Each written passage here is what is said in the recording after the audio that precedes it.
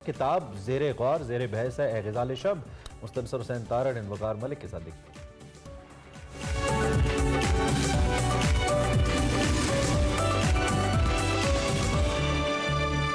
अस्सलाम वालेकुम नाज़रीन, मैं हूं वक़ार अहमद और आप देख रहे हैं निकले तेरी तलाश में। मुस्तनसर हुसैन तार साहब से उनके नावल ए ग़ज़ाल शब पर गुफ्तगू हो रही है और ए ग़ज़ाल शब जो है उसने पूरे एक अहद को समेटा है अपने अंदर। बहुत ही कमाल नावल है। तार साहब से गुफ्तगू जो है उसका सिलसिला जारी करते हैं। पहला सवाल सर ये है कि इस नावल में एक किरदार कहता है कि मैंने पीपल्स पब्लिश हाउस के मलिक रऊफ साहब के तवस्सुत से मुकम्मल क्लासिकी रूसी अदब पढ़ चुका था।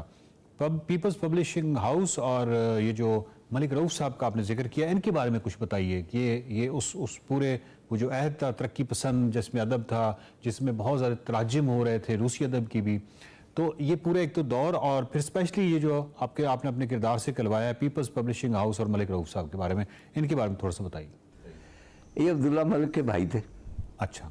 और आप जानते हैं कि वो बड़े कट्टर कम्युनिस्ट थे अब्दुल्ला मलिक, और साथ में ही उन्होंने हज भी किया और उनका जो हज का सफ़रनामा आया उसका उन्होंने मान रखा है कम्युनिस्ट का हज का सफ़रनामा। तो रऊफ मलिक भी बहुत पढ़े लिखे, बड़े मतलब मुन्नी से मरंज किस्म की शख्सियत थे। जब भी हम जाते थे वही बैठे होते और माशाल्लाह खासी उम्र पाई। अभी मेरे ख्याल पिछले बरस उनका इंतकाल हुआ और वही मैंने कहा कि वहाँ से हमें इतनी किताबें मिलती थी कि मेरी मतलब ज़ाहिर के साथ लैनन की स्पीचेस भी होती थी। हमारे जो इंटेलेक्चुअल दोस्त थे, ख़ास तौर पे लैनन की वो जो स्पीचेस की जो कलेक्शंस है, मतलब वो 20 इतनी बड़ी बड़ी किताबें 40 रुपए में आ जाती, तो वो अपनी लाइब्रेरी में सजाते थे ताकि पता चले कि ये बहुत प्रोग्रेसिव लोग हैं। अच्छा, तो हम लिटरेचर ज़्यादा ख़रीदते थे। उन ज़माने में ज़ोए अंसारी होते थे, ठीक है, तो उन्होंने बेशुमार तराजुम किए ज़ोए ने। और बस वो ये था कि भाई ये बड़ी हिम्मत की काम है इतने तर्जुमे करना। आल्दो उसमें थोड़ा सा हमें कुछ अजीब सा लगता था क्योंकि उनका मुहावरा टोटली लखनवी था। तो वो अगर दस्तवस्की का एक किरदार कहता है अबे वो किधर जा रहा, तो हमें वो अजीब सा लगता है। लेकिन बात और वो परसों तो होगा जहाँ का भी वो शख्स होगा, लेकिन बहुत कंट्रीब्यूशन जी। हाँ, एक और बात, रऊफ मलिक साहब ने ए ग़ज़ाल शब पढ़ा। चुनाचे वो मुझे मिले एक आर्ट की एग्जीबिशन, तो उन्होंने बुनियादी तौर पे एग्री किया कि आपने जो थीसिस बनाया है, क्योंकि इसमें कुछ है कि भाई दो कैरेक्टर बात कर रहे हैं कि हमें उन्होंने कहा कि जी तख्त उछाले जाएंगे, जब राज करेगी खल्क़े खुदा, तो खल्क़े खुदा ने तो राज नहीं किया, तख्त भी उछाले नहीं गया। वो अभी आप देख लें, ठीक है, हम गीत गाते हैं सारा कुछ, ये एक्चुअली वो गा गा के ही हमने अपनी एनर्जी ज़ाया कर ली, उसके लिए शायद वो तगो दो नहीं की।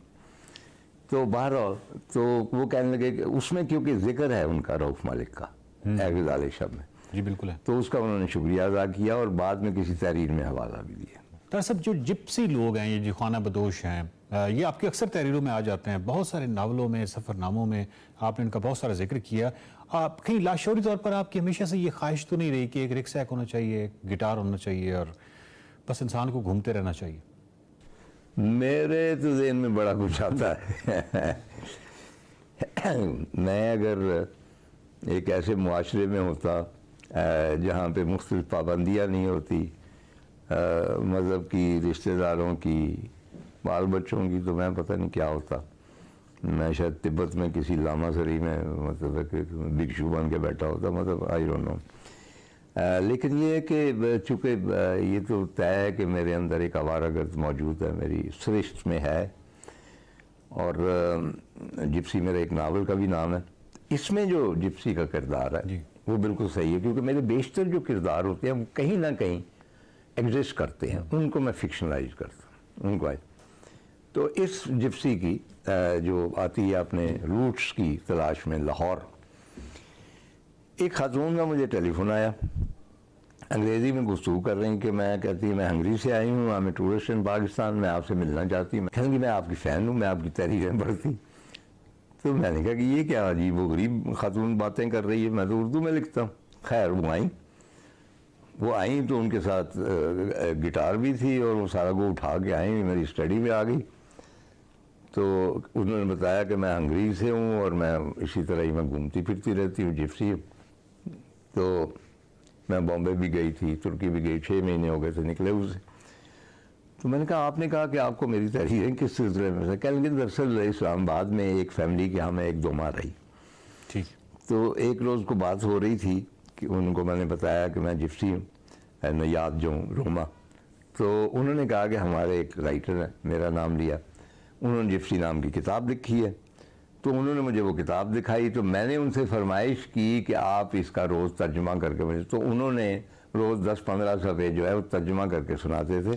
तो I like it very much, तो मैं you are my favourite author, तो इसलिए वो फिर आती जाती थी, मुझे गीत सुनाती थी खाना बदोशों के। और इसमें एक आध गीत जो है वो डायरेक्ट मैंने नकल किया, बाकी मैंने खुद लिखे है। अच्छा, ठीक। और उसके ऊपर मैंने बेस की है पूरी इस जिप्सी की। और मुझे नहीं मालूम कि अब वो कहाँ गई, वापस चली गई या क्या हुआ। लेकिन ये है कि भाई जब भी वो आती थी तो मेरी बीवी कहती थी वो तुम्हारे गाने सुनाने वाली आ गई, क्योंकि उसको गाने का बड़ा शौक था, तो वो गीत गाती थी। तो ये किरदार उस जिप्सी के ऊपर बेस किया। तो तार साहब, ये जो हंगरी के रोमा खाना बदोश थे, ये रोमा खाना बदोश थे जिनके बारे में आपने लिखा है, तो आपने कहा है कि ये असल में बड़े सगीर के ही लोग थे जो किसी वक्त में वहाँ हिजरत कर गए, क्या ऐसा ही था? बेसिकली इसके ऊपर मैं केपेबल नहीं हूँ, मैं मतलब इतना बुनियादी इसके ऊपर जो बहुत ज़्यादा काम मजीद शेख साहब ने किया है, ठीक है, और मैं उनसे मुस्तार भी लेता रहता हूँ। उन्हीं की तहकीक है सारी के रोम के पास जो रोमा है, ये अपना जिप्सी लोग हैं, उनका जो ब्लड सैंपल लिए गए, डीएनए लिए गए, और यहाँ पे रावी के किनारे आपको पता है छप्पर है, यहाँ भी वो जिप्सी रहते हैं, नए मुसलमान हो गए, उनका लेके पता चला कि इनका एक ही है, यानी इट्स द सेम ट्राइब जो मुख्तलिफ दुनिया में। अच्छा, जिप्सीज का मुख्तलिफ तहकीक है कि कोई सरगोदा के भी, शेखुपुरा पे, लेकिन बेसिकली देर पंजाबीज, क्योंकि वहाँ पे स्पेन में जगरनाथा में वहाँ पे जिप्सीज हैं बहुत। तो मैंने उनकी ज़ुबान में गौर किया, उनमें बहुत सारे लफ्ज़ पंजाबी के, तो उसके ऊपर खासी तहकीक हुई है, हिंदुस्तान में भी हुई है, पूरे डिपार्टमेंट हैं जो तहकीक कर रहे हैं। लेकिन एक जो हवाला है तारीख़ी जो मैं जानता हूँ, इसकी किताब है history of the Arabs, Philip Hitti की, जो यहाँ बैन हो गई। आई फील कि one of the best histories जो है अरब्स की, वो फिलिप हित्ती की हिस्ट्री ऑफ अरब्स है। उसमें फिलिप हित्ती ने लिखा है कि हारून रशीद के अहद में उसके कुछ सिपाही आए और उन्होंने कहा कि जी ये लोग वो शातुल अरब या जो अपना ईरान जो भी कह दें जी, वहाँ कश्तियों पे सवार होकर हिंदुस्तान की जानब से आए और यहाँ इन्होंने लैंड किया, तो हम इनको पकड़ के ले आए। और पकड़ के इसलिए लाए कि इनकी ख़वातीन के ड्रेसेस बड़े रंगदार और शौक हैं, वो घाघरे वगैरह। तो उन्होंने फिर ये किया, यानी हित्ती के मुताबिक उन्होंने कहा कि इनको सल्तनत के जो बॉर्डर हैं, तब बजंतीनियन एम्पायर थी, तो उसके बॉर्डर या जो भी थे, इनको वहाँ पे आबाद कर दिया जाए। और वो बहुत सारे लोग थे, मुझे 100-200 होंगे, ये 400, आई डोंट नो। और वो फिर आहिस्ता आहिस्ता जब बॉर्डर बदलते हैं with the passage of time, तो वो आगे बढ़ते गए और आहिस्ता आहिस्ता यूरोप में दाखिल हो गए। एक दिलचस्प मैं आपको रेफरेंस और दे दूं जो हिट्टी ने लिखा है। वो कहता है कि भाई उसके वज़ीर आज़म ने कहा कि जब हमने तहकीक की है तो इनकी ज़ात जो है दे आर जाट। अच्छा, उनको वो ज़ाट लिखा हुआ है क्योंकि वो जीम नहीं होता। तो मेरा ख्याल है कि अगर मुझ में एक जिप्सी है तो आप देख लें कि हम कहाँ कहाँ पहुँचे हुए जाट जो हैं। तार साहब, होलोकॉस्ट में यहूदियों पर जो हुए मजालिम हैं उन पर तो बात होती है, फिल्में बनती हैं, किताबें लिखी जाती हैं, लेकिन ये जो खाना बदोश थे, रोमा खाना बदोश, इनके बारे में लिखा है आपने कि इन पर भी हिटलर ने बहुत सारे जुल्म किए और बहुत ज़्यादा इनको मारा गया, लेकिन इनके हवाले से कभी ज़्यादा बात नहीं होती। देखें, हॉलोकॉस्ट जो है ये मतलब इतना बड़ा ट्रेजिक अलमिया है अभी हमारी समझ में नहीं आता जब हम फिल्में देखते हैं कि जिस तरह गाड़ियां भर भर के जा रही हैं, उनको जलाया जा रहा है इन थाउजेंड्स एंड थाउजेंड्स और बच्चे। लेकिन उसका यह है कि हॉलोकॉस्ट को उन्होंने जिंदा रखा, ज्यूस ने उसको अपने मोटिव्स के लिए भी इस्तेमाल किया कि हम पे इतना जुल्म हुआ, लेकिन उस जुल्म के बदले में उन्होंने एक और जुल्म किया जो शायद उससे भी बढ़कर था कि उन्होंने फ़लस्तीन पे कब्ज़ा कर लिया कि जी हम पे बड़ा जुल्म हुआ। और वो हॉलोकॉस्ट ज़िंदा रखते हैं तो इसराइल का जो एग्जिस्टेंस है वो जस्टिफाई नहीं होता बल्कि उसका जारी रहता है। तो ये उनकी मजबूरी है और तमाम मीडिया उनके पास है। उसका मैं अक्सर हवाला देता हूँ कि मसलन एम्स्टर्डम में जो है एन फ्रैंक हाउस है। एन फ्रैंक एक नौजवान लड़की थी, तो नासरीन आए, वो एम्स्टर्डम में भी आए और उसको पकड़ के ले गए। वो डायरी लिखा करती थी। उसका बाप बाद में आया तो डायरी बिखरी हुई थी, उसको ख्याल किया जाता है कि उसको वो कैंप में ले जाके हलाक कर दिया गया। तो डायरी छपी, डायरी ऑफ एन फ्रैंक, वो दुनिया की तमाम ज़बानों में ट्रांसलेट हुई। वहाँ पे एन फ्रैंक हाउस है, उसमें आसार हैं, लोग आते हैं, रोते हैं, ये करते हैं, वो करते हैं।